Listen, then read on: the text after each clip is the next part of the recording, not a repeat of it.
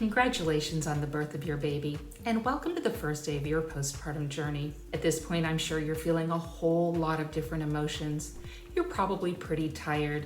I'm sure you're relieved to have that delivery behind you. You may be feeling excited, but also a little bit overwhelmed.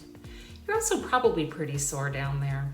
On postpartum day 1, your nursing staff are keeping a close eye on not only your vital signs, your temperature and your blood pressure, they're also checking to make sure your bleeding is normal and that your uterus is shrinking.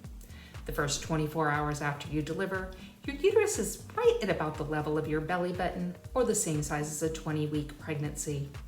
Your bleeding should be bright red or dark in color, and you're probably going to change your pad about every 2 to 3 hours. If you have a cesarean section, they're going to want to look at that incision on a regular basis. If you had a tear or a cut on your bottom, they're also going to want to look at that. They may do that by having you lay on your side, they'll spread your booty cheeks, and take a good look at your perineum. They're checking to make sure that there's no unusual swelling or bruising going on down there. Are you breastfeeding for the first time? That can be overwhelming as well. On postpartum day 1, your breasts are still soft and they are non-tender. You are still making colostrum. The first hour after you deliver is what's called the golden hour. Your baby comes out, he or she is alert, awake, they tend to latch onto that breast and they nurse beautifully. The next 23 hours, however, they can be very sleepy and may not show a whole lot of interest in breastfeeding. Please do not get discouraged if this happens to you. Your child will eventually wake up, and when they do, they will be hungry.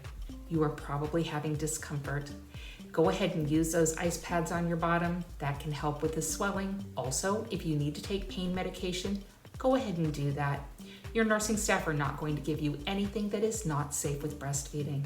Finally, your emotions may be all over the place. You are meeting your newest family member for the first time, and while I know you're excited to do that, it's also very normal for it to feel very strange or awkward at first. Don't worry if that happens to you. It happens to a lot of people.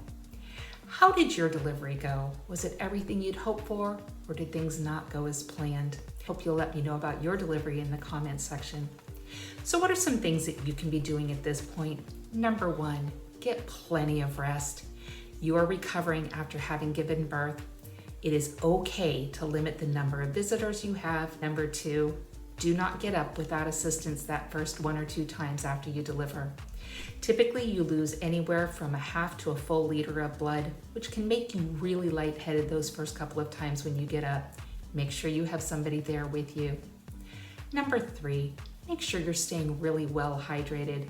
You are going to be thirsty, and staying well hydrated definitely contributes to the healing process. Number 4, if you are having any unusual symptoms, severe headaches, blurry vision, if you're feeling short of breath, please notify your nursing staff right away.